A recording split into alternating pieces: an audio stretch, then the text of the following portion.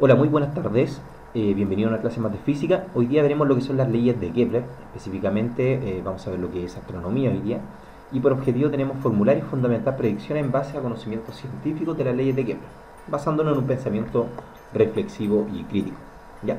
Vamos a apoyarnos por el mismo texto de estudio que utilizamos en la clase anterior, que lo dejé publicado en la clase justamente donde vimos la evolución de los modelos del universo. Y justamente siguiendo en esa misma línea, viendo lo que es la evolución de los modelos del universo, tenemos que llegar al año 1564, 1642 aproximadamente, que fue la época de Galileo y sus telescopios. Un invento que realmente revolucionó lo que vendría siendo la astronomía. Ya en plena época renacentista, como dice acá, Galileo Galilei nació en Pisa, Italia, logra una revolución en los acontecimientos relacionados a la observación astronómica y a la ciencia en general.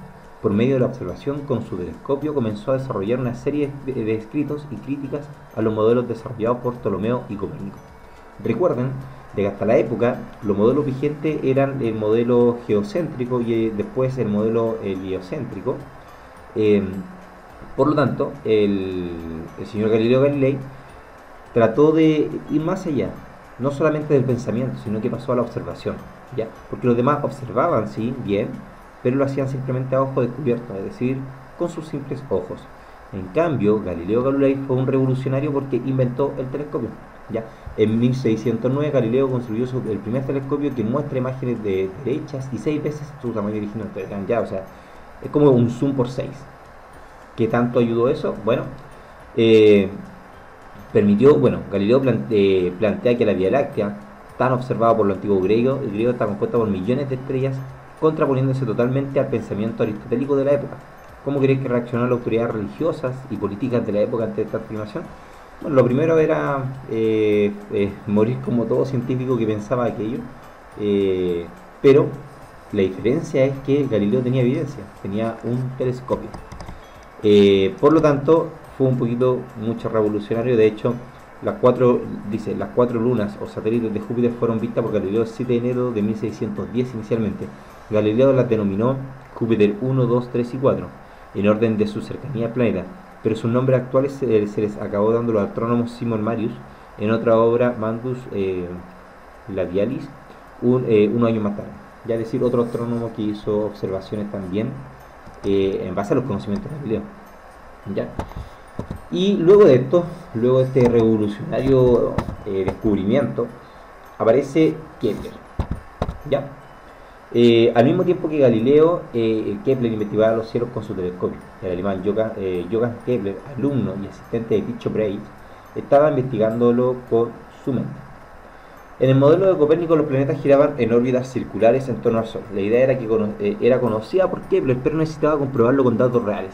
En su época las mediciones se hacían con instrumentos graduados de ángulos, de imágenes, que son estas de acá abajo, que registraban las posiciones relativas a los planetas, y sin la ayuda de telescopios. Kepler tomó los registros de los movimientos de los planetas sostenidos por los instrumentos de Brahe e intentó mostrar que las órbitas eran circulares, pero, para su sorpresa, tuvo que admitir que las elipses eran las curvas que mejor se adaptaban a dicho movimiento.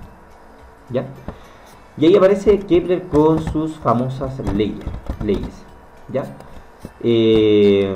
Bueno, lo publicó en su libro Astronomía Nova en 1609 y son tres las leyes de Kepler.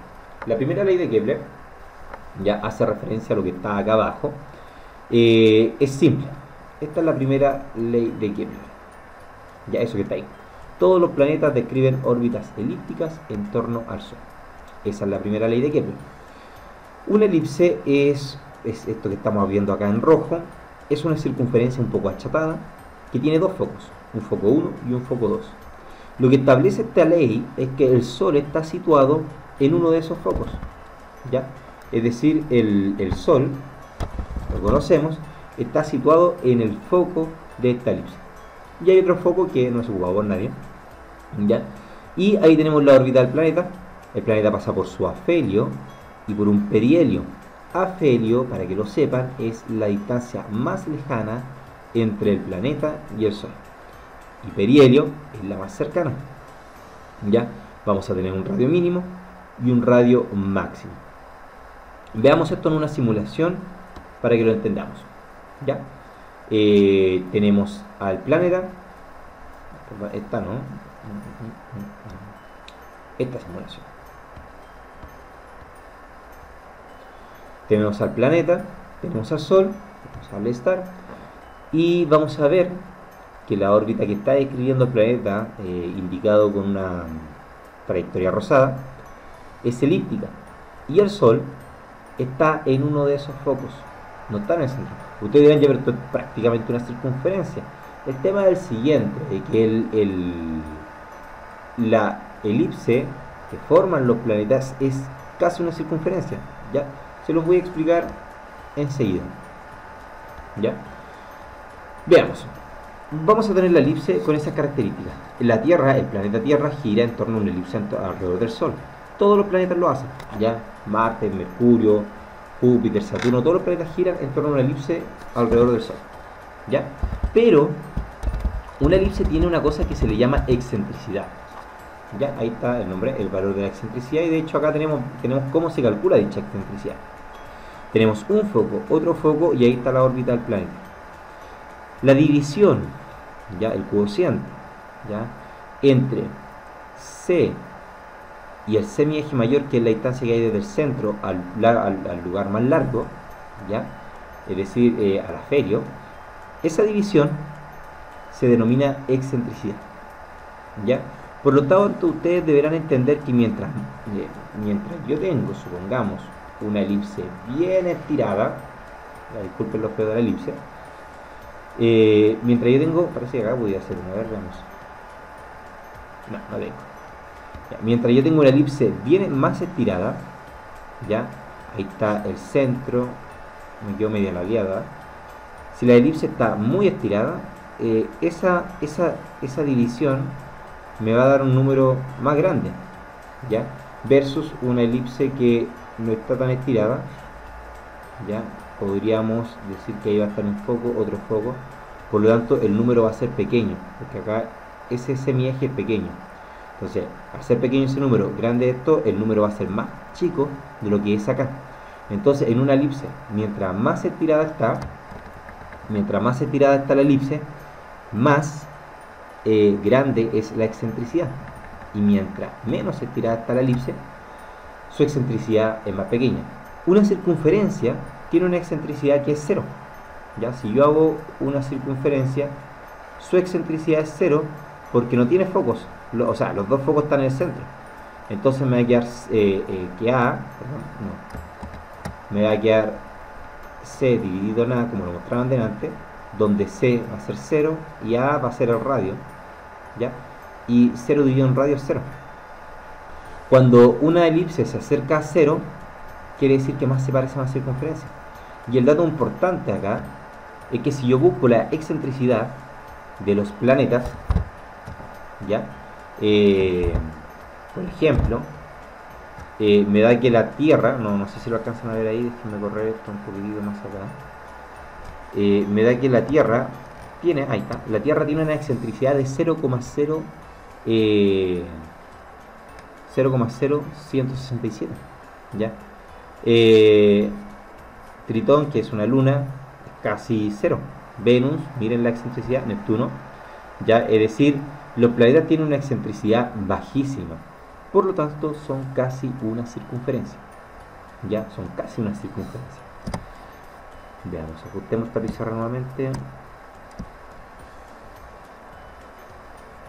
Ahí sí, ¿ya? Entonces, los planetas tienen una excentricidad que es casi 0, ya es muy baja la excentricidad, ¿ya? Entonces, esa es la primera ley de Kepler. Todos los planetas giran en torno a órbitas elípticas. Es súper simple, deben anotarla en algún lugar porque es algo que vamos a utilizar más adelante, ¿ya? Veamos la segunda ley de Kepler. Hasta el momento hemos determinado la forma en que tienen la órbita de los planetas, pero ¿qué otra característica de ella nos servirá para una mejor descripción? Veamos. Tenemos una órbita elíptica, chicos y chicas. Aclarar de inmediato que esto es una exageración, ¿ya?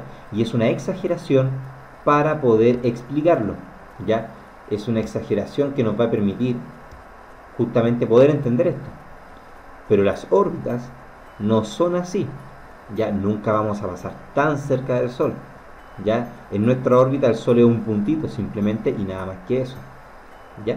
Para que lo tengamos bastante claro, es una exageración. Lamentablemente los libros cometen el error de que las exageraciones son brutalmente gigantes, como lo estamos viendo acá, y eso dificulta a veces las cosas, pero bueno, ya yo sacaría ese sol y pondría un sol mucho más pequeñito, y no lo pondría tan a la orilla, lo pondría más al centro, porque ya dijimos de que la excentricidad era bastante baja. Pero bueno, el ejemplo nos va a servir justamente para poder explicar la segunda ley de Kepler. La segunda ley de Kepler dice lo siguiente, veamos si está anunciado para acá, ahí está. Las áreas, aquí está en negrito, las áreas barridas por el radio vector que une el Sol con un planeta son proporcionales a los tiempos empleados en recorrer. Ya. Esa es la segunda ley de Kepler, pero hay otra enunciado que me gusta más que dice que los planetas barren con su radio áreas iguales en tiempos iguales. ¿Ya? Esa es otra descripción de la ley de Kepler que, lo voy a decir nuevamente, los planetas con sus radios barren áreas iguales en tiempos iguales. ¿A qué me refiero con eso? ¿Ya? Y para eso me voy a ir a hacer un dibujito por acá. Ya, ahí está el Sol, ahí está la elipse. Voy a tratar de replicar el dibujito que estaba allá, pero no tan exagerado como estaba. ¿Ya? Ahí está el planeta. Voy a marcar estos puntos que están acá. Y le voy a llamar T1, T2, T3, T4. Lo que dice eso es que esa área, que le voy a llamar A1 y esta va a ser A2, esa área va a ser exactamente igual a esa área. Área 1 va a ser igual a área 2. Y el tiempo que se demora en pasar desde ese punto a ese punto, supongamos que yo digo que un mes. El tiempo, si las áreas son iguales, acá también se tiene que haber demorado un mes. Absolutamente lo mismo.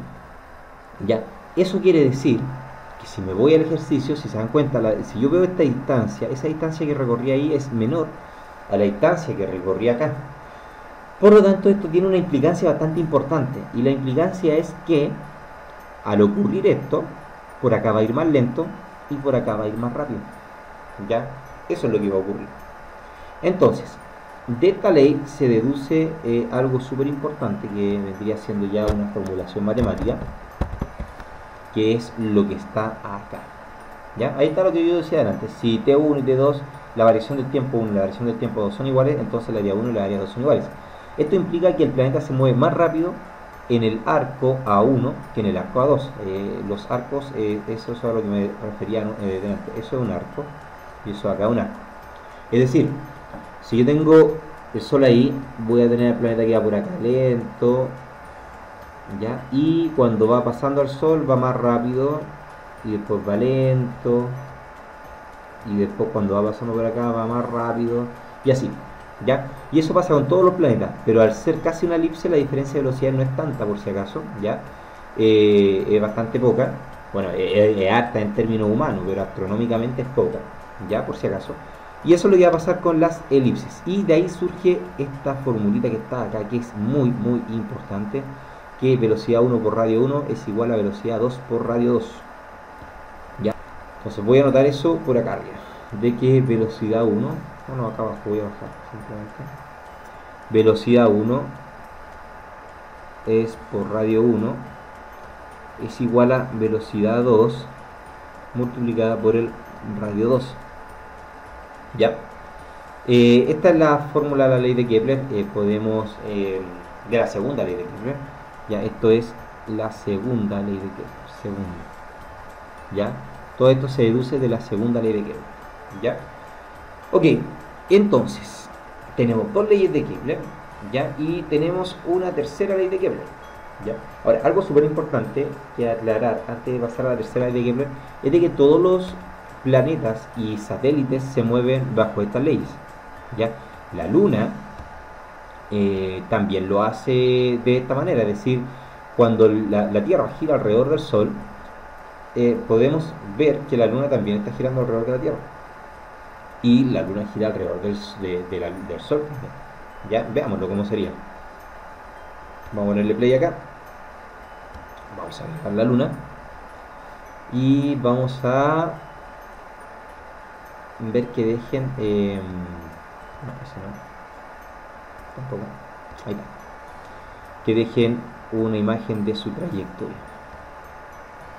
Entonces, si se pueden dar cuenta, la Tierra va girando alrededor del Sol, ¿ya?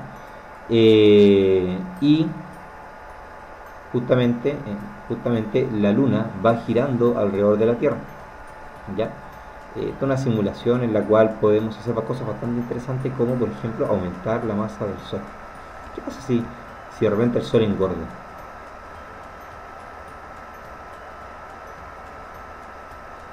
Oh, desapareció la Luna, chocó con la Tierra. Acaban de ver eso, ¿no? La Luna chocó con la Tierra. Interesante. Y ahí se mantiene una órbita. ¿Y qué pasa si, por ejemplo, la Tierra disminuye su masa? También puedo modificarlo. No va a pasar casi nada. Y si el Sol aumenta más su masa, 2, y la Tierra también aumenta 2, miren, ahí está describiendo una órbita bastante elíptica, pero estable. Y aquí se puede ver justamente lo que yo mencionaba, la velocidad. Miren, cuando pasa por aquí lo hace más rápido de que cuando está acá. Miren, fíjense bien. Voy a hacerle un zoom a esto para que lo podamos ver bien. Se me la guió.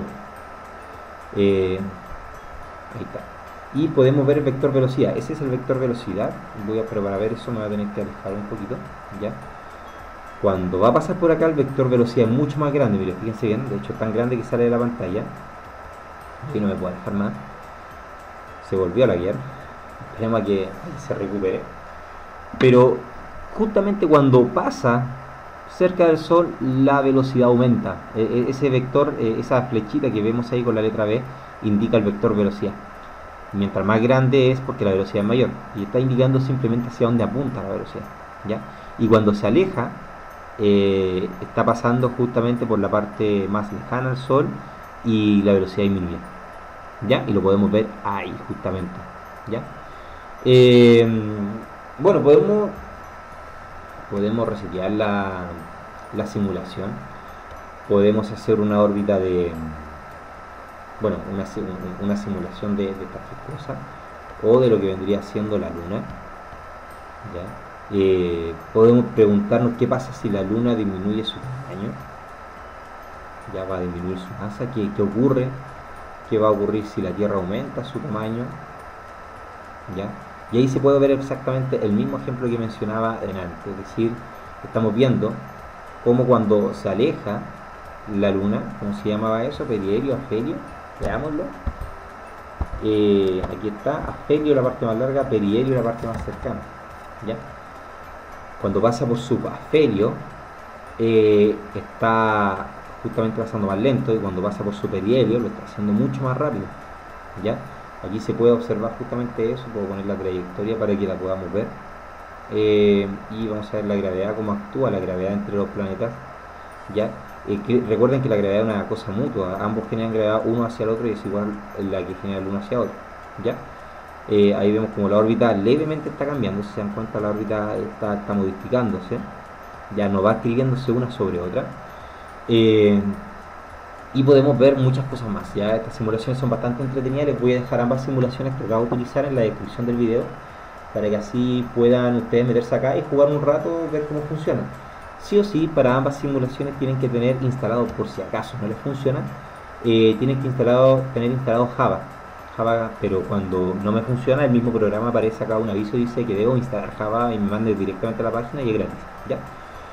Ok, entonces, tenemos primera ley de Kepler: todos los planetas giran en órbitas elípticas alrededor del Sol. Segunda ley de Kepler nos indica que recorre áreas iguales sin tiempos iguales, que es lo que me dice ahí. Y eso, de aquello se deduce que el producto de la velocidad 1 por el radio 1 es igual a la velocidad 2 por el radio 2. No expliqué bien aquí, hacía referencia a 1. Supongamos esto que está acá, un radio 1. Y acá en ese punto el planeta va a una velocidad 1. Eso es igual, ¿ya? Ojo, tiene que ser en el afelio. Esto es igual a un radio 2 multiplicado por una velocidad 2 que lleva justo a cada planeta. Y eso aplica para el afelio, que va a ser acá, y para el perihelio, ¿ya? Por lo tanto, si yo sé el radio y la velocidad a la cual se mueve un objeto en el afelio, y sé la velocidad a la cual se mueve un objeto en el perihelio, sin tener que medirlo, puedo calcular su radio, ya, porque es una ley, eso se va a cumplir.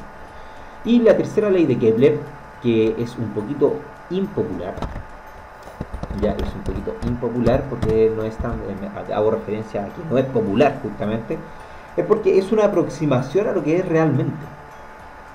Ya no es una cosa que uno diga, oye, ¿sabes qué? Se cumple a cabalidad. No, no lo es. ¿Ya? Como ya sabes, aún en tiempos de Galileo y Kepler existía influencia de las ideas aristotélicas, de Aristóteles, y del pensamiento griego sobre la armonía universal, en especial aquello relacionado a las proporciones y los números. Sin embargo, el pensamiento científico necesita de evidencias reales para ser considerado válido. En este sentido, es destacable la honestidad de Kepler al despechar sus antiguas creencias sobre las órbitas ante la evidencia de la observación científica. ¿Ya? A esta ley Kepler le consideró ley armónica o ley de los periodos. Dice así: los cuadrados, lo que está en negrita acá, eso es, los cuadrados de los periodos de revolución de los planetas en torno al Sol son directamente proporcionales al cubo, los semieje mayor de la elipse correspondiente. Del semieje mayor, periodo constante, ¿qué hace referencia a eso? Veamos, esta ley fue anunciada por Kepler a partir de los datos obtenidos por Tycho Brahe y la expresó en términos de una constante de proporcionalidad K, de la siguiente manera. Es decir, podríamos decir que esta es la tercera ley de Kepler. Ya, segunda ley de Kepler. Y vamos a ir a la tercera ley de Kepler. Para eso voy a borrar la pizarra. Entonces la tercera ley de Kepler lo que nos dice, por lo que aparece acá, es t cuadrado a cubo. Dice así: t cuadrado es igual a k por a cubo. También esta ley, de hecho, se trabaja más de la siguiente forma: t cuadrado partido en a cubo es igual a k, donde k es una constante, donde t, voy a anotarlo acá, t es el periodo del planeta. ¿Qué significa eso? El tiempo que demora en dar una vuelta alrededor de su estrella o planeta, si estamos hablando de una luna. Y la letra A es el semieje mayor,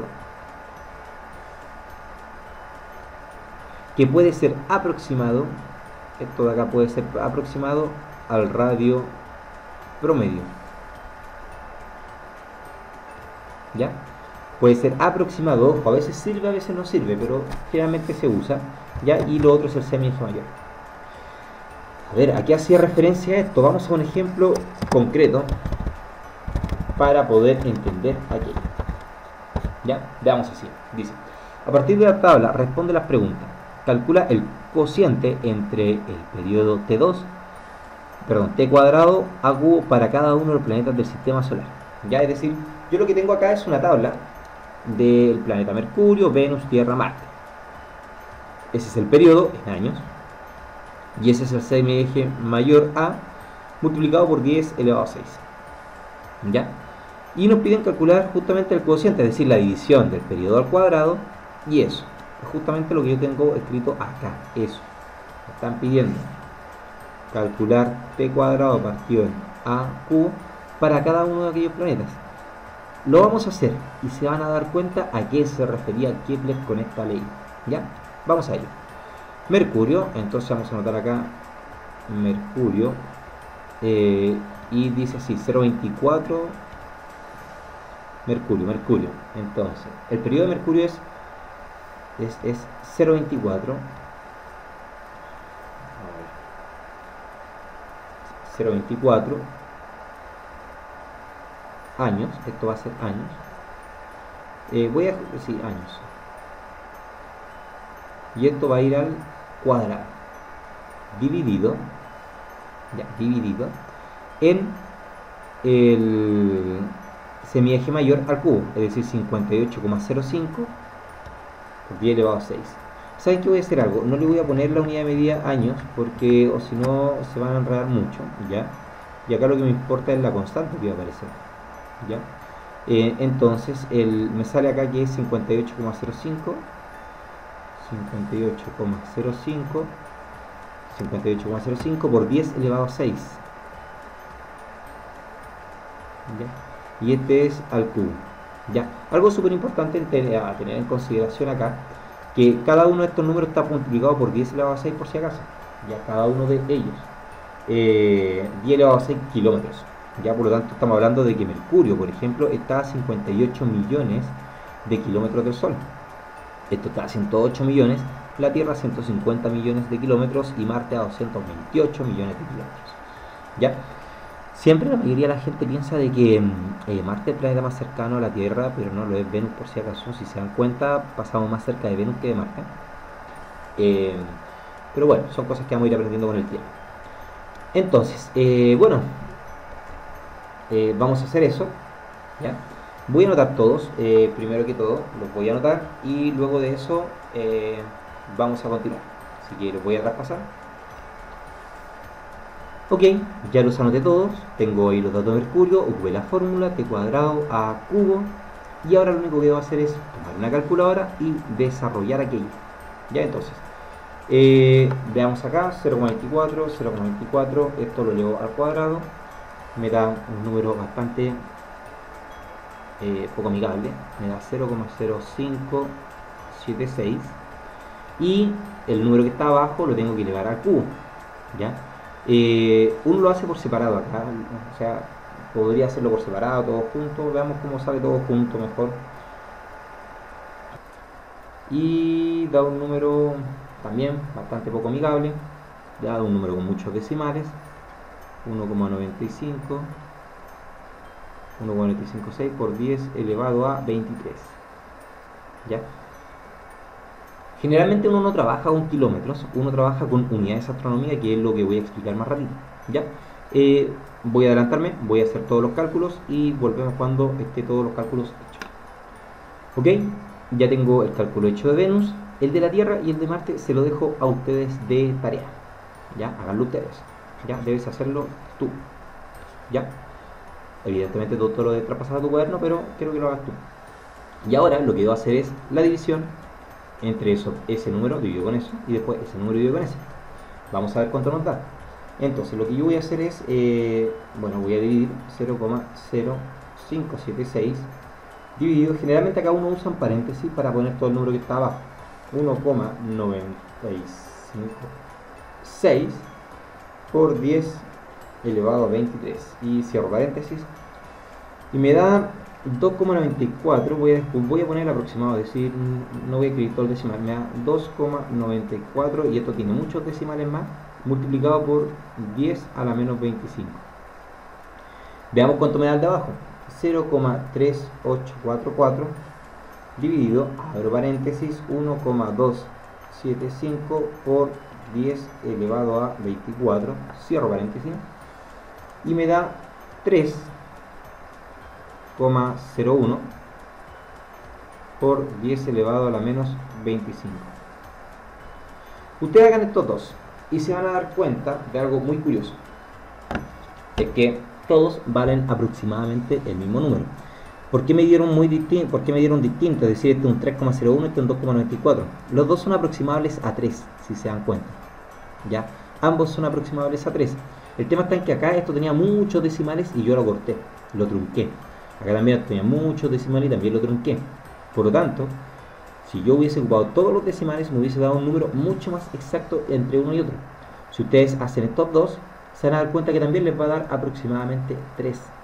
Y es por eso que se dice que esto es igual a una constante, como lo tenía escrito de esta forma acá, ¿ya? Es por eso. ¿Qué quiere decir que es constante? Que el cociente entre el periodo al cuadrado y el a cubo me va a dar el mismo valor para cada uno de los planetas. Quiero que lo corrobores haciendo estos dos tú. Así que por favor pausa el video y realízalo. Entonces, compara tu resultado. ¿Qué puedes concluir? Y eso fue lo que concluyó justamente Kepler. Ahora, Kepler no lo concluyó de esta forma. Kepler hizo un gráfico y en ese gráfico se dio cuenta de que había una una relación entre las órbitas de todos los planetas para, para justamente poder plantear su tercera ley de Kepler. Y ahora quiero que hagas el punto C, investiga estos mismos datos para los planetas faltantes y contrasta tu información con los resultados obtenidos en los demás planetas. ¿Ya? Quiero que realices eso, ¿ya? Quiero que realices eso, pero primero explicarte algo, antes de que vayas a hacer eso, es que existe algo súper importante acá a entender, que es el concepto de unidad astronómica.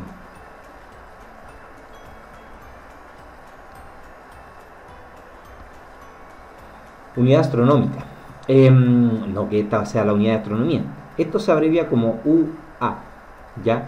Una UA es igual a 150 millones de kilómetros, que es la distancia, no sé si vieron este número antes, 150, que es la distancia que separa al Sol de la Tierra. Es la distancia en promedio, ¿ya? Esa distancia aproximadamente se le llama una unidad astronómica. ¿Qué ocurre? Que si ustedes se ponen a buscar en internet, por ejemplo, si me voy acá a Google y pongo distancia de planeta, distancia de planetas al Sol, lo más seguro es que lo voy a encontrar en unidades astronómicas, y no lo encontré en unidades astronómicas. Está, miren, de mi me aparecieron todas en millones de kilómetros, pero si lo pongo en UA, ahí está, miren, en UA, me leyó la mente, y ahí tengo las distancias astronómicas en unidad astronómicas. Es mucho mejor conocer las distancias en unidades astronómicas que en millones de kilómetros, porque miren, dice así, bueno, la distancia Sol-Tierra, que vale 149 millones, se aproxima a 150, ¿ya? Se eligió como unidad de medida el ámbito del sistema solar para poder medir órbitas y trayectorias de los cuerpos que la componen, expresada en UA, unidad astronómica. La distancia de los planetas al Sol son: Mercurio, 0,39 unidades astronómicas; Venus, 0,72; Tierra, 1; Marte, 1,52; Júpiter, 5; Saturno, 9,52. ¿Qué quiere decir eso? De que Saturno está 9 veces más lejos de lo que lo está la Tierra, Urano y Neptuno. ¿Por qué les digo esto?